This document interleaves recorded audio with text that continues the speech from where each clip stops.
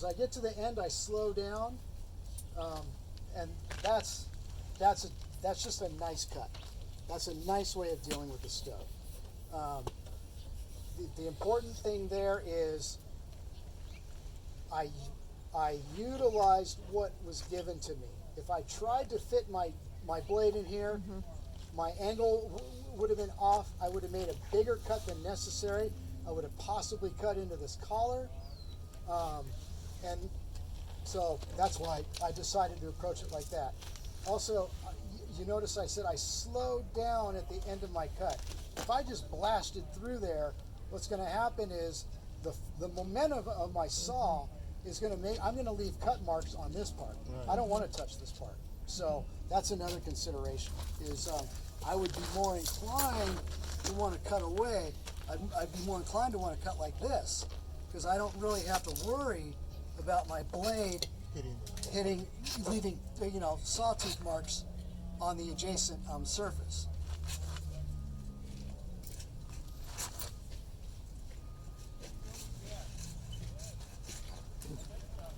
Now, Jeff, do those stubs just bother you aesthetically, or are they going to be a problem in the future? Both. Both. What can happen is, like I said, when you leave a stub, the healing, the sealing process doesn't get activated, and also leaving a stub. This is like it's a wound. If we as humans, if we get a wound on our skin, that thing is just like it could be an infection cord for these microorganisms that we can't even see. So same thing, the microorganisms, the spores, whatnot, they're in the air. They're going to get into this. So eventually, if there's a decay pathogen that gets into here, it's going to work its way down into this trunk. It's going to be less likely to do so if I make the cut closer. I think a good description is, to seal it off, it has to scab over. Right. To scab it over, the tree trunk has to get as thick as that cutting And then is. potentially if this one wasn't So rooting, when you have a this branch could sticking kind out of this much, Gotcha. it has to aesthetic, grow. right? Yeah. So 10 years later, we heal. Yeah. whereas it would actually take 1 year to Right. heal off, nor if it was cut flat. I think I can see from here a perfect cut where the donut is closed up and sealed up the cut right there on that branch, just slightly going up, and it's a circle. Yeah, I think that's That sealed looks off. like a Unless it donut was- from this angle. I can't really tell. But It might have been a branch that actually had broken off and peeled off the bark, but which takes a lot longer to heal. Got a little too long. Seal. To seal. All right, so that was a nice little example. When I made that cut, I started from here and I got all the way to there. I realized that I was a little bit too deep. low. A little bit too deep. So rather than continue that, I finished the cut by going 90 degrees. So I started the cut going across. I said, if I finish, I'm going too low. So then I repositioned and I came at it from this way. So those are just stubs. As I said, I'm not going to deal with all of them. The other thing is we do have fruit. So some branches, I would leave branches that, let me rephrase it. I'm going to leave some branches that I would normally remove due to the fact that they have fruit on them, and I don't want to diminish the fruit production of the tree. But after the fruit's ripened, then you'll come back and prune Knock it. them off. Yeah, and so this gentleman right here has pointed out perfectly. Can you share what you shared with me? Yeah, I mean, this right here is not only is it ruining the overall aesthetic of the tree, but it's coming down into the canopy and it's hanging over like this. I mean, the potential, if it bears even more fruit eventually, that it would snap, right? And that would cause lateral damage there. And then also this branch, I mean, this is pointless. And it's not going to harm, I think, if you cut there and you lose this. Correct.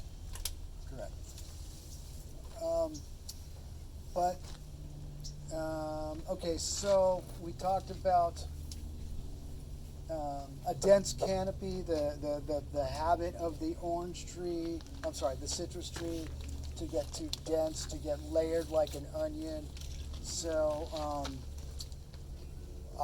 I'm talking about how critical is the fruit production? Like, if I cut off a bunch of fruit, is that a pain? I'd probably, if you can, leave it on for Okay. here. Okay. All right.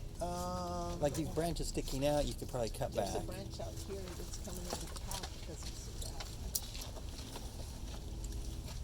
much. Okay, so let's whittle. Let's see. Let's whittle. What's We this? could say, all right, this branch is coming into the path. Do I want to take this whole branch? Where do I want to take this branch back to? I don't quite know. Let's see. Let's start right here. Make that cut. Take a look at it. Are you happy with it? I don't know. I think it's still encroaching onto the path. I think maybe I can go back. I can go back farther. Perfect example. Re-leadering. If I make this cut right here, okay. Why wouldn't I make this cut here? Where this thin little branchlet comes out. Why am I wanting to come all the way back to here? So again, that's going back to that branch aspect ratio. If I make this cut, and if I have to work this hard I need it bigger. with my hand pruners, then I more than likely should have gone to a better tool. Okay, use the tools that are going to be best for you. Ergonomics.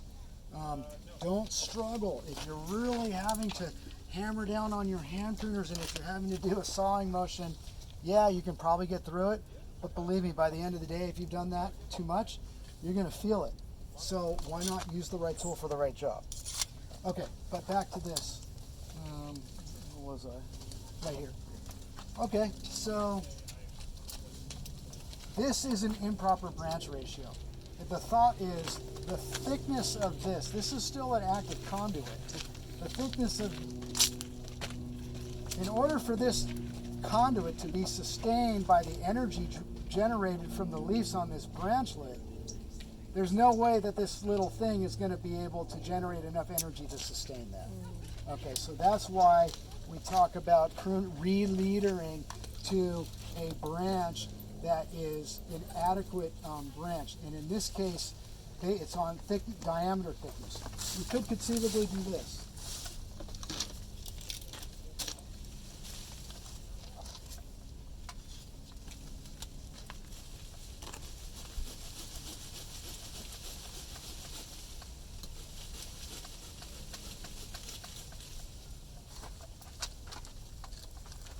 That might be okay. That's marginal. That is not, this thickness of this branch in relation to this is not 1/3. It's maybe 1/4. But this might be a better branch to cut back to. But you know, nothing is cut and dried. So I might be inclined to say, okay, this might be okay. This might be okay to leave it like this. If you don't like it, again, whittling. You know what? Even right now. Maybe I like it right now. Maybe I come back tomorrow morning and I walk by here and I go, you know what? That ain't gonna work. Then I have the option to cut it back to here. So give yourself options. But this is a nice illustration of the branch aspect ratio. Okay. So, I mean, is that bigger one not close enough to that cut? I mean, it seems like it's right at the end. Does it matter?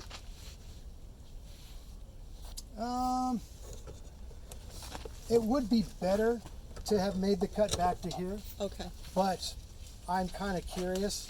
I just wanted to illustrate that you don't always have to follow these hard and fast rules. That sometimes you don't even have the option. Sometimes let's say this wasn't here, but you didn't want to go all the way back. You know, yeah. Okay. But you're right, and thank you for pointing that out. It's like, Ultimately, it would be better to cut it back to there. So, ideally, I'm cutting back far enough that these lower layers are not shaded out, that it can get some exposure to light. I imagine in the afternoon, when the sun's over there, that there's a possibility that these lower branches can get some light. So that's going to be a consideration. And we're talking about re-leadering. We're talking about branch length reduction. We're not talking about imparting a style to an architecture to the tree. We're going to, in this case, leave this in place. This is. It's modified central leader, but it's also been allowed to sort of get top heavy. It's been allowed to have a weeping habit, and again, I don't feel it's within my my capacity here to make dramatic changes to the tree. But Dramatic changes. I'm sorry. Make dramatic changes. Make dramatic. You are authorized. Okay, and fruit production. Do we want to save as much fruit as possible? Save as much fruit as possible. Okay. Save the tree first. Okay. Yeah. Okay, so That let's lower see. branch, that one. If you want a new fruit, right, that would be the one to put a cardboard. I don't know. Put it right on the tree. Yeah, I know it's like That it's droopy, so leave it. unaesthetic. Yeah, but you know what? You can leave it for a few months, and when the fruit is done, whack it off. Leave it for now. Right. That's half the fruit on the tree, it looks like, on that one branch. But just like a single. You don't want too much. When I'm cutting too, so I can help myself along. I could just leave. You'll see, as I get further in my cut, it's actually harder for me to run the saw through. So if I push it out, I minimize the drag on the saw.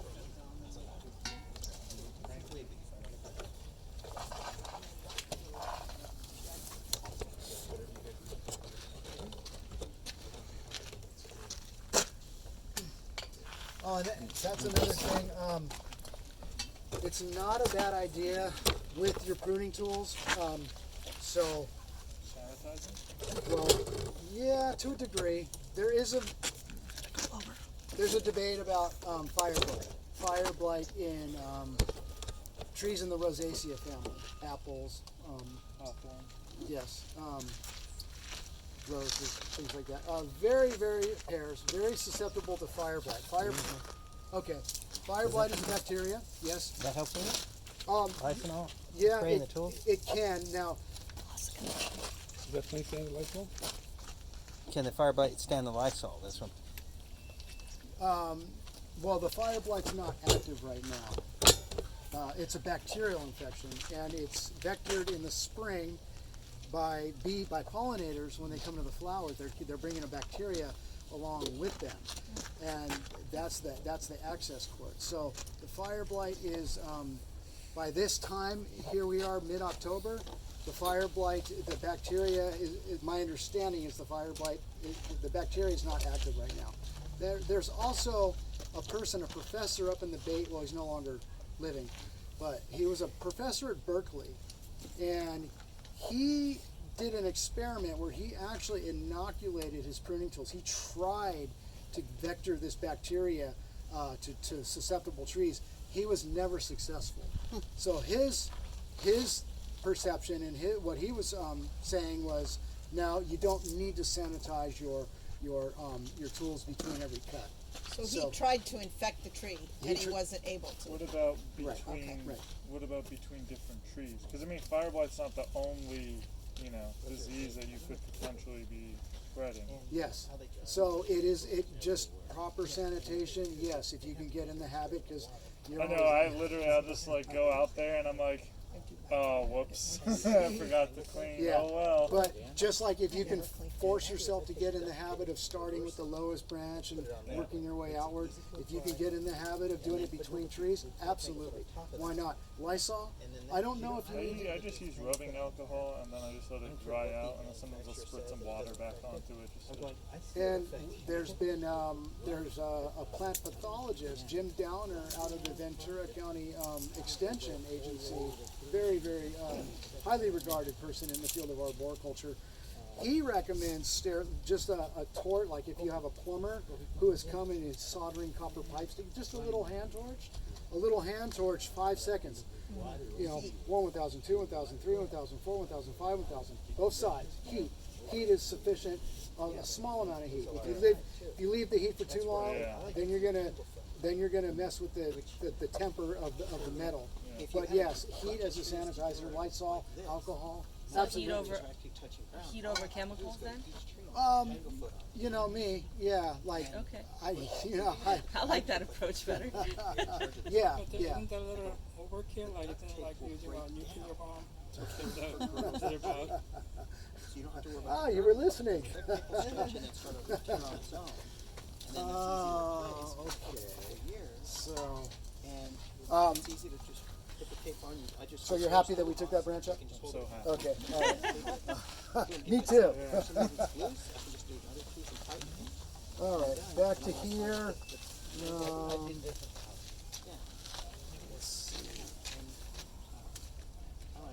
You'll see a lot of times, as much as I can, when I'm making my cut. Let's see if I can illustrate this. I am trying to do this if it's the right place on the tree. I'd rather make my tools perpendicular to the stem that I'm cutting, smaller area. You can just see that's sorry, but that's more it's more surface area. So, But that's because it's vertical. If it was flat on the top, don't you want it to drain off? yes, yes. Okay, let's see. This was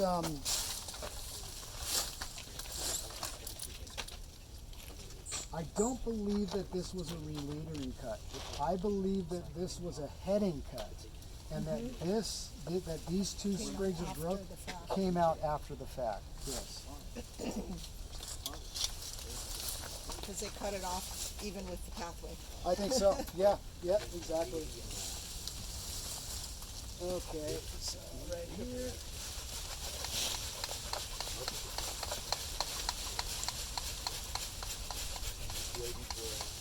I'm just lazy using this saw, like for this cut. This saw would have been perfectly fine. I just used to using this little thing. And now that exposes a bunch of dead stuff that's easy to whack off. Yep, just come in and take this out. Use your snippers. Let's do this as well. So I guess maybe what I'll do is just cut, and you guys feel free. Thanks. You don't have to do that after. Well, that way you're not stepping on it. Thank you. Now what about this one that's kind of going back This in? way? Yeah. Well, I think in this case it might be okay, because the alternative is to leave something that's just going to continue into the pathway.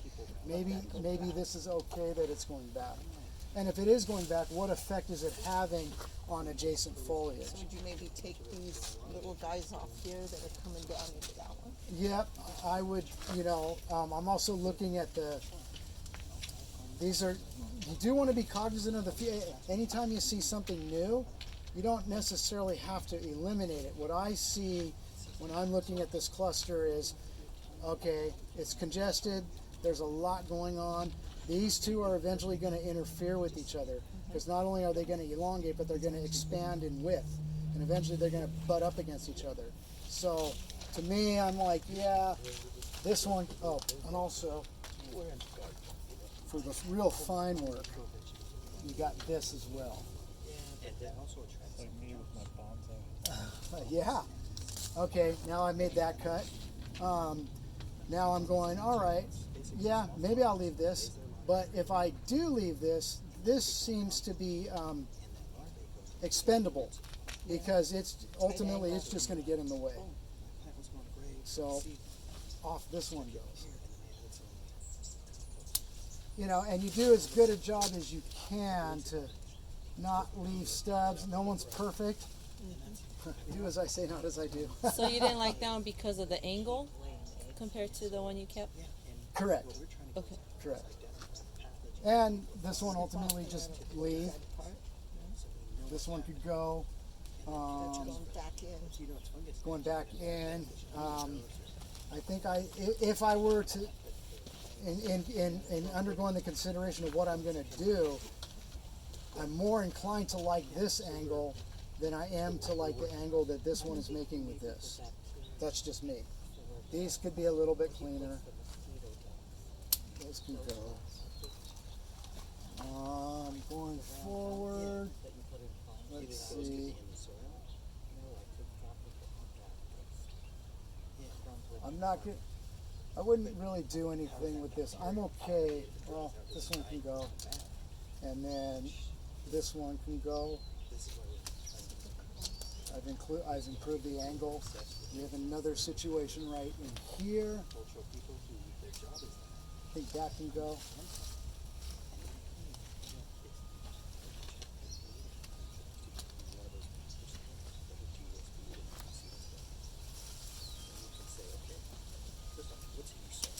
So when you're trying to clean up a tree like this that has been possibly neglected, do you still have to follow that 30% rule? So you don't over... Yeah. Yeah. Or can you just go for it, give it the shape you wanted? With citrus specifically. Because for the most part, I think the citrus are so bomb-proof. They're just so prolific. They're like ficus trees. Maybe I'm bad. I don't really adhere to those percentage guidelines. To me, and for me, a lot of times I'm just so damn busy. So it's like it's hard enough to get me to come out. Just get it done. Yeah.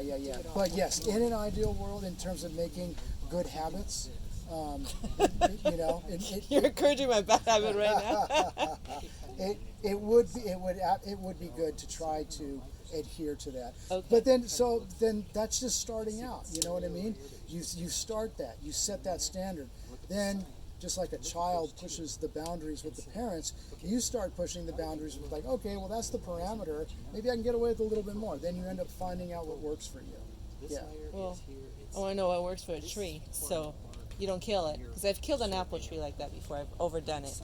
But now I'm asking specifically for citrus. For citrus, I think they're more, and depending upon when you do the pruning, if you're doing it in the height of summer, I would be more aware. But like right now, would it be okay? Or I think just it's going to be okay. later on in the year? Yeah, but just realize that there's a good possibility that by doing heavy pruning right now, you could be compromising the amount of fruit that you're going to be getting during Christmas and New Year's. Okay. The deciduous, like an apple, like wouldn't you want to do that during dormancy? Like ideally?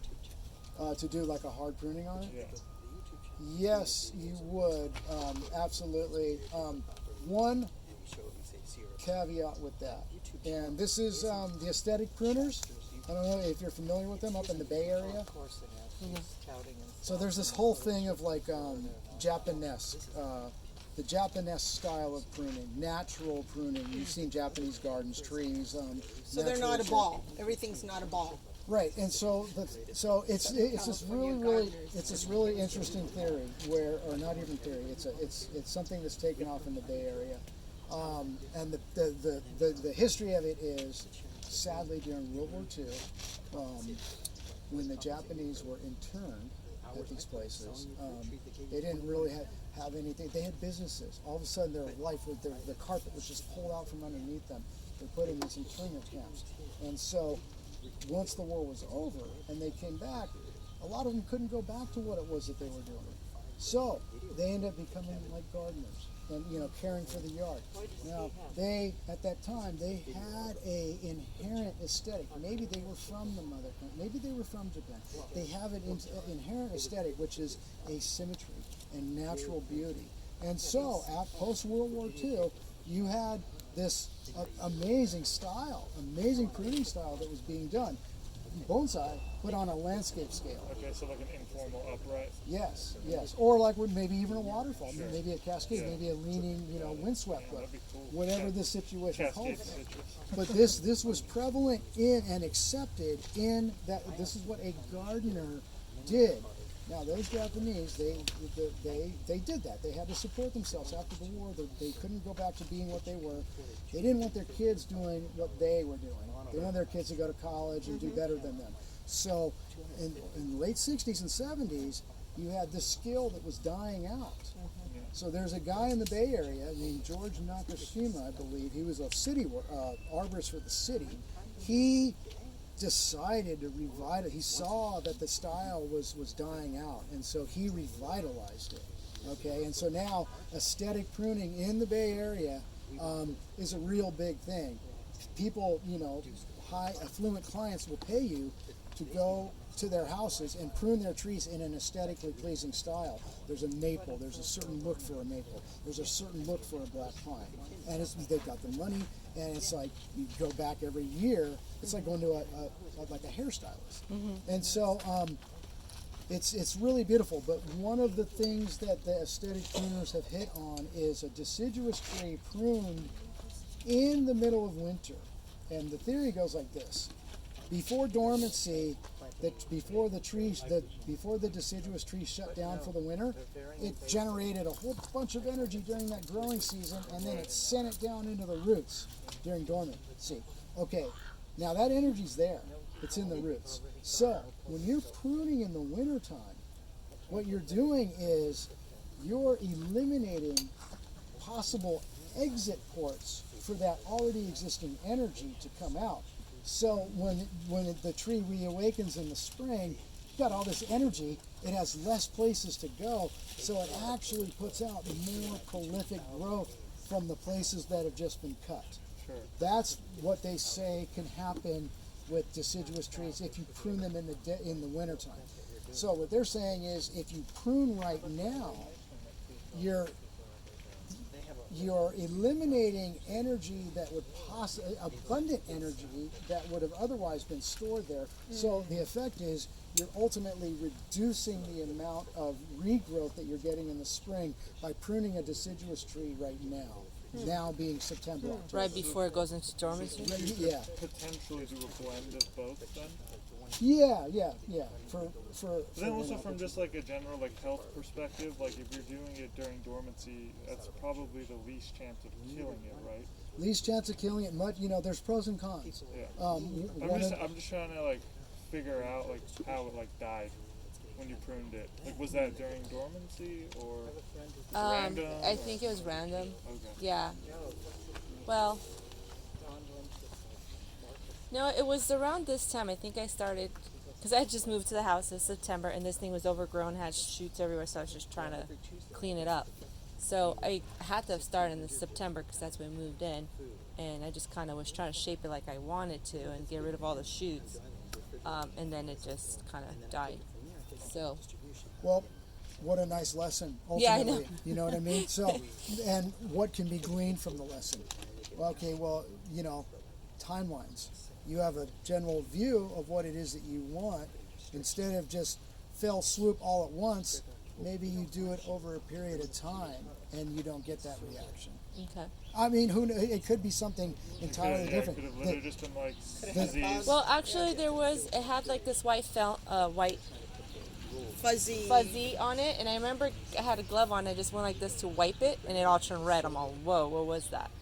So I know it has some sort of disease, but I didn't know what it was. Okay. Nor did I know how to research, and like I said, I was just new to. The white fuzzy on the apple could But have then been, when you smear it, I guess it killed whatever it was, and it turned red. It's possible that it was the woolly aphid that was creating that. But the aphids they're insects. They don't have blood.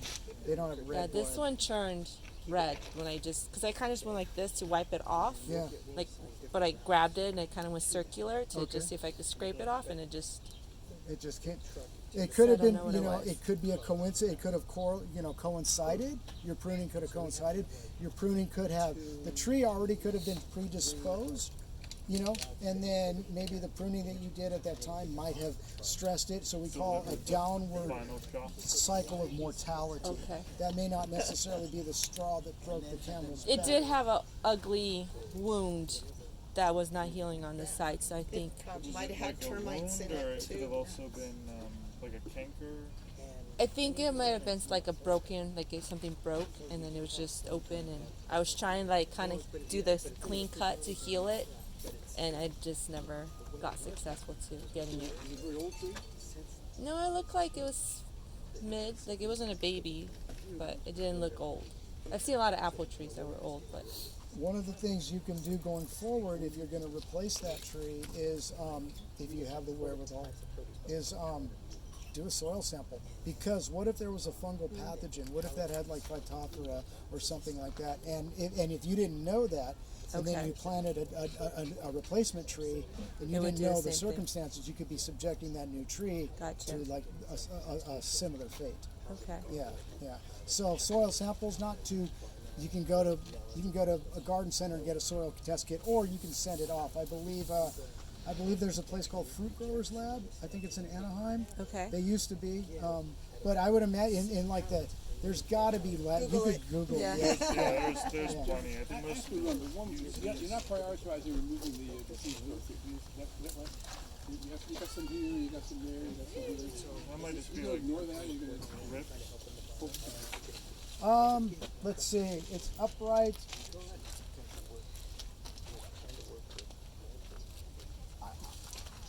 Okay. I'm a curious person by nature. Okay. Okay. I would leave that. The reason why I would leave this, believe it or not, is because we're getting into a cooler season, and that's good. Yeah, and that's going to. Well, it's going to mean less insect activity. Okay. But the tree is going to keep growing. So I may want to test my theory of, let's see if this can grow out. You don't have to worry about the insects because it's going to get cold.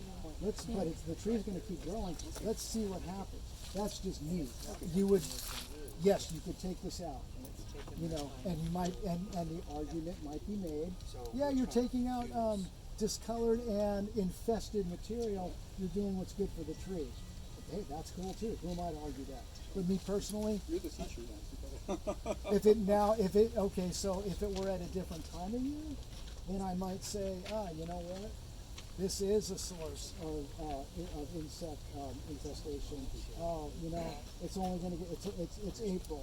It's only going to be warmer for the next 6 months. So, you know what? Let's take it out. But I'm curious to see now. Okay.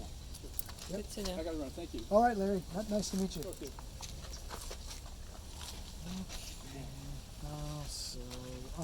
This, I'm just gonna take that. Okay. I could have taken this as well, but I don't like leaving just one kind of long, whippy terminal thing. I like leaving this here for now because I feel that like remember what I was talking about pruning along the length of a branch and having a nice even distribution. I feel if I take this off, Now I'm you're gonna have concentrating one everything at the long end. thing with Yeah. nothing, Yeah, and this also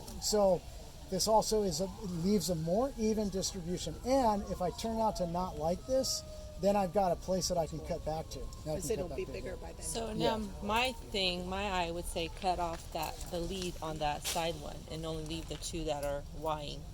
Go ahead you and do that? show me what you mean.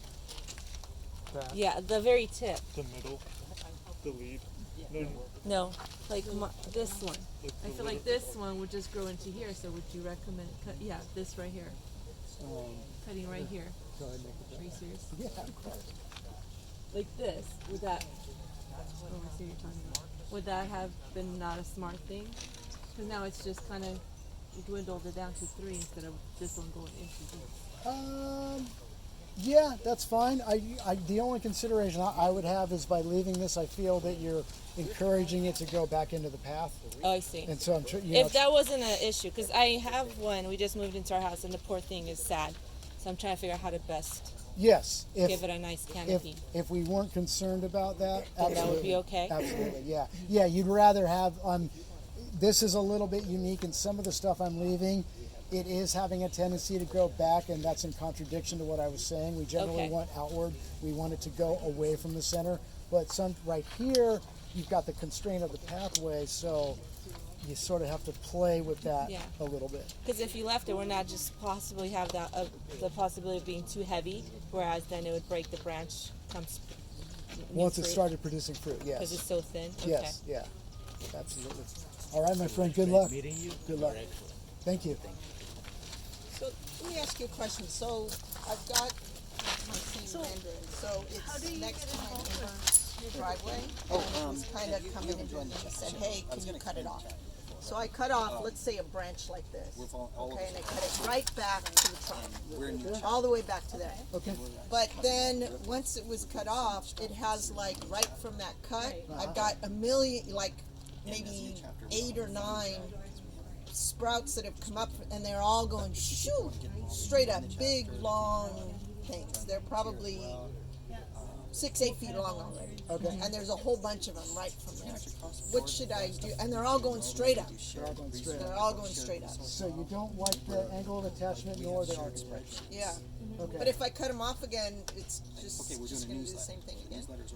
Maybe. Maybe, Or cut off some of them. cut off some of them because one of the thoughts is by leaving some of those, let's call them sprigs, leaving some of those sprigs, even though you're not going to keep them, their presence is They're beneficial. taking, oh, that's good? Because it's creating energy that is helping to seal that wound.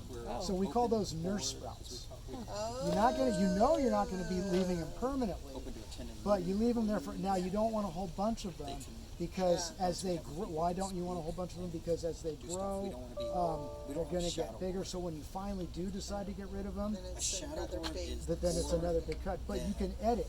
You can leave a few of them and let the utilize the energy of that sprout for, and you don't have to wait until the wound is sealed over. But you can leave those, and they can have a partially beneficial effect. Okay. So it's probably been over a year. Is it still healing? How long does the wound take to heal? You can look at it and see if it's closing. It'll start from the outside. It'll start to roll the wound wood. No, that's not the right term. The callus. The callus will start to roll in. Once you see that initiated, you can say it's on its way. Okay. Yeah. So should I kind of snip them from the outside?